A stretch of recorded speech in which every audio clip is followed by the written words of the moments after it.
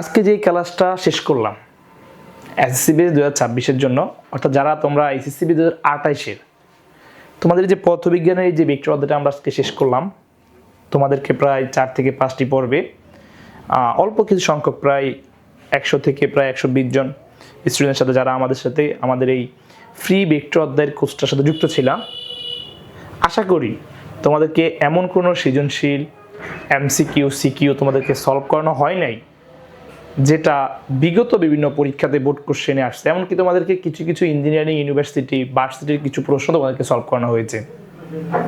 তো কথা হচ্ছে যে তোমরা এই যে অনলাইনে যারা আমাদের সাথে এই ক্লাসগুলো করেছ, তোমাদের কাছে কি মনে হয় যে দ্বিতীয়বার এই ভেক্টর অধ্যায়টা তোমাদের অন্য কোনো জায়গায় প্রাইভেট পাওয়া লাগবে, অথবা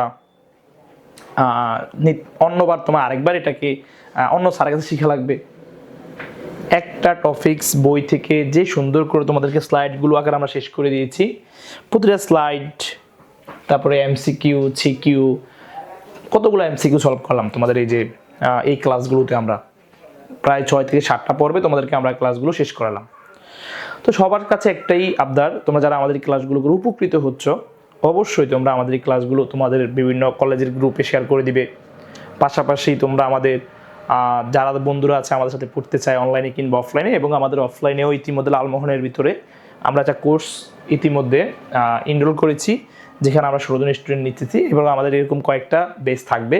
তো তোমরা যে কোনো একটা সময় তোমাদের অনুযায়ী আমাদের সাথে যোগাযোগ করতে পারো, কিন্তু অনলাইনেও ইচ্ছা করলে তোমরা আমাদের সাথে কন্টিনিউ করতে পারো।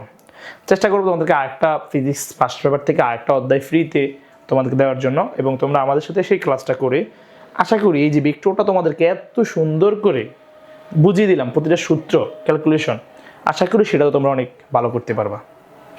তো আমার জন্য দোয়া রাখবা, এবং ওয়েবসাইটে ফলো দিয়ে লাইক করে এবং ইউটিউব চ্যানেলটাকে সাবস্ক্রাইব করে রাখবা।